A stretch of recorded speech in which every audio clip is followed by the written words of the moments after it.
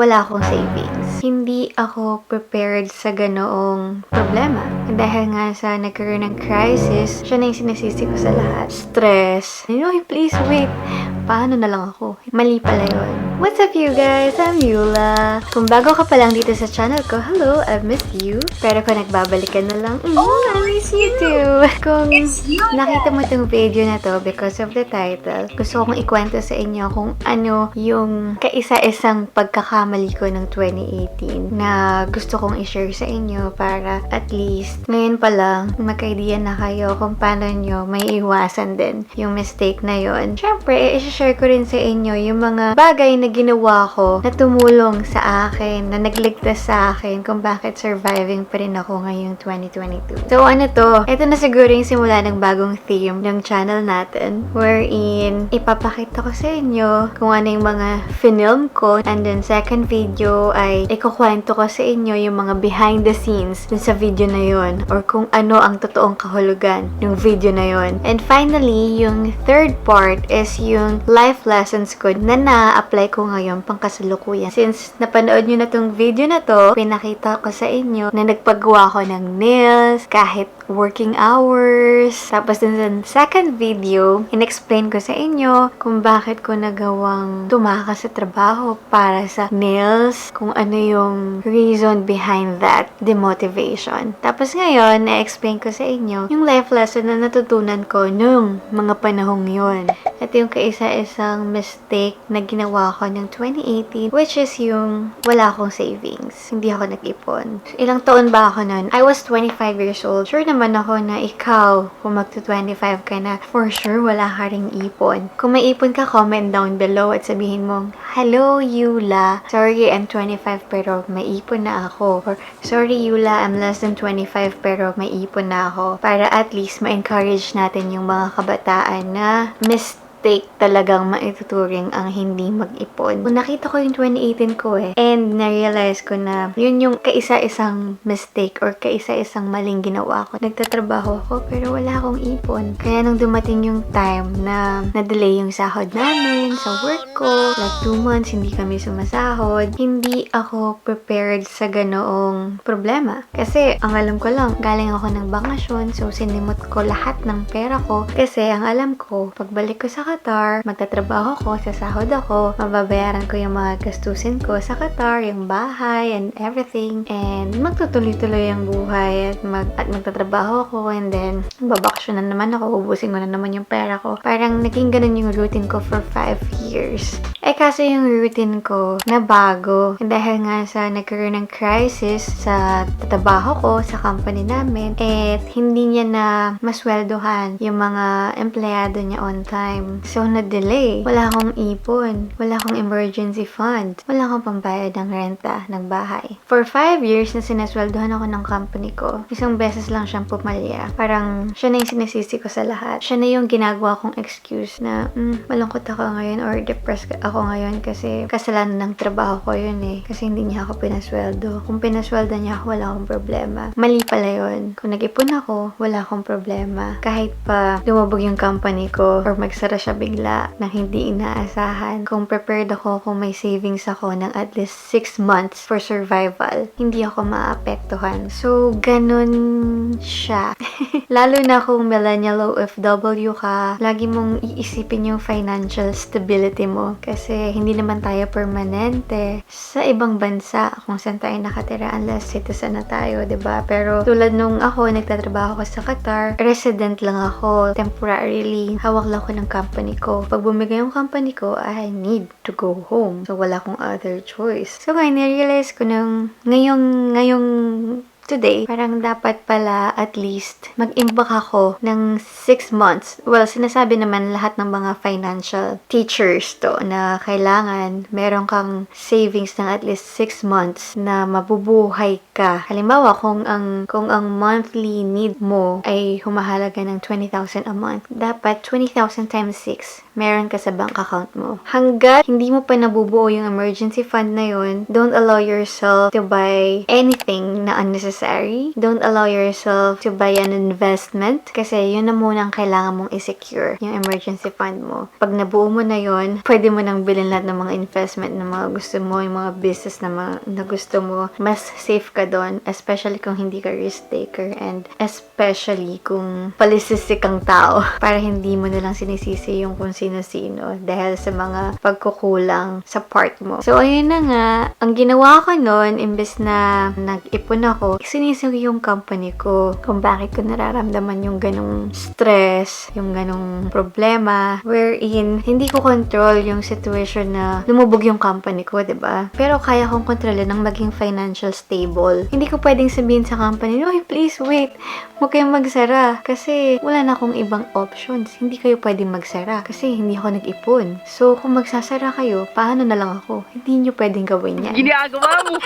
Hindi mo yun kayang sabihin, di ba? Or hindi mo yun pwedeng sabihin. Pero, pwede kang mag-ipon ng emergency fund mo para kung mangyari man yung itong sitwasyon na to, kaya mo magpatuloy sa buhay nang walang sinisising iba. Pero, hindi naman ganun kasama ang ugali ng Yula ng 2018. Isa lang naman ng pagkakamali niya. Pwede naman natin siyang patawarin kasi other than that, marami naman siyang mga ininvest sa ibang bagay na nakatulong at nakasalba sa kung sino man si Yula ngayong kasalukuyan. Bukod sa pagsasave ng pera, meron ka pang ibang pwedeng magagandang gawin sa buhay mo para makatulong sa iyo in the future. And ito yung mga ginawa ko at just in case makatulong kasi it really worked sa akin 2018, 19, 20, 21, and 2. After 4 years, parang inaani ko siya ngayon. Ngayon ko inaani yung mga ginawa ko na yun years ago. Una is, I invested on people. I invested on work. I invested in travel. And I invested on things. Yung pang-apat, medyo mistake din siya. Pero half-half. What do I mean by investing on people? Hindi ako nag-save, pero I invested on people. Parang, I became true to people. I became true to my friends. I loved my friends. Willing akong gawin anything for my friends. I'm willing to help them out. Willing akong ibigay yung oras ko sa kanila. Willing akong mag-effort sa kanila. I'm investing on people. By the time na wala akong pera and kailangan ko ng something na mapagkakakitaan or anything na kailangan ko, sila yung lumalapit sa akin, sila yung tumutulong sa akin, sila yung naghahanap ng paraan para sa akin. Kumbaga, dumami yung kamay ko just because I invested on people. Parang tulungan mo ng isang beses yung isang tao, ang balik sa'yo nun forever na tulong. Basta genuine, ha? At hindi ka humihingi ng kapalit. Pero, yun na nga, pagdating ng kagipitan, yung mga taong pinag-investan mo, babalik at babalik din nila sa'yo yun. Second investment is ay nag-invest ako sa aking trabaho. For 5 years, sobrang workaholic ko. Since first job ko yun, first company ko. So, marami ako mga pinagdaan ng mga job. Like, naging receptionist ako, naging secretary, executive secretary, admin, personal assistant, to the manager, naging event coordinator. Isang company lang yun. Pero dami ko napuntahang mga departments. And kada lipat ko, minamake sure ko na nalulubos ko, parang na-maximize ko. Yung time ko doon, parang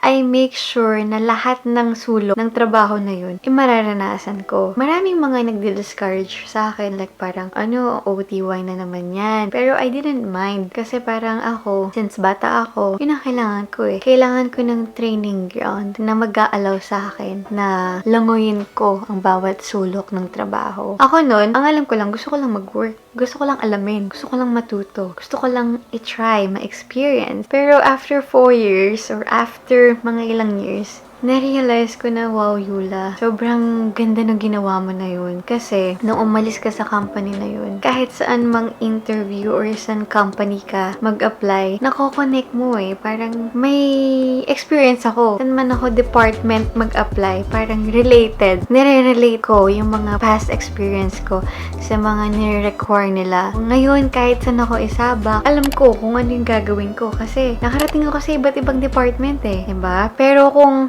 nagtrabaho lang ako nang nanaayon sa sweldo, edi hanggang dun na lang ako. Kung lumipat man ako ng ibang company, same lang yung trabaho na pwede kong pasukan. Pero dahil nga nilangoy ko ang buong sulok ng trabaho na yun, kahit malihis ako ng ibang department or ng ibang position, nare-relate ko kasi may experience na ako dun sa unang company ko. Nang dahil dun ako nakapag-ladder up sa trabaho. So, kayo, huwag niyong limitahan yung pwede niyong ipakita sa isang company nang dahil lang sa sweldo.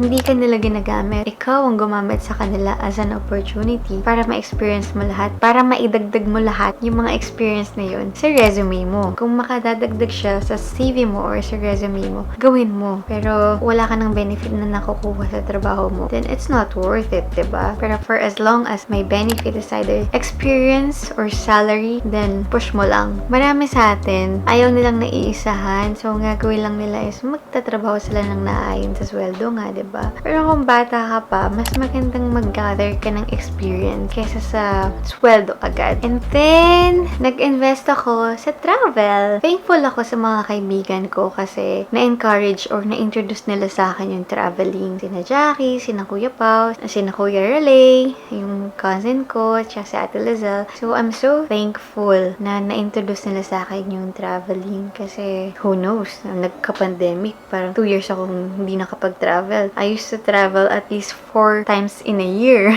before the pandemic. And then, it hits, and then, since then, hindi na ako nakapag-travel ng maayos. So, parang sobrang worth it lang na hindi man ako nakapag-save ng money, pero yung travel experience ko is sobrang worth it. So kayo, kung hindi man kayo nakapag-save ng pera, at least bigyan nyo ng mas mataas na dahilan ang sarili nyo kung bakit hindi kayo nakapag-save ng money. Like, hindi ako nakapag-save ng money, pero nakapag-save ako ng experiences through traveling. So make it worth it. Parang, ibig ko sabihin, parang gawin mong worth it ang pagiging broke mo. Yung broke ka na nga, hindi ka pa nakarating kung saan-saan. Diba? Parang, bro, you're working. Wala kang ipon. Hindi ka nakapag-travel. Diba? Or wala ka mang ipon, pero napagtapos mo ng college yung kapatid mo. Okay yun. Wala kang ipon, pero nakapagpagawa ka ng business para sa parents mo. Parang gawin mong worth it yung reason kung bakit broke ka. Hindi lang yung broke ka kasi sobrang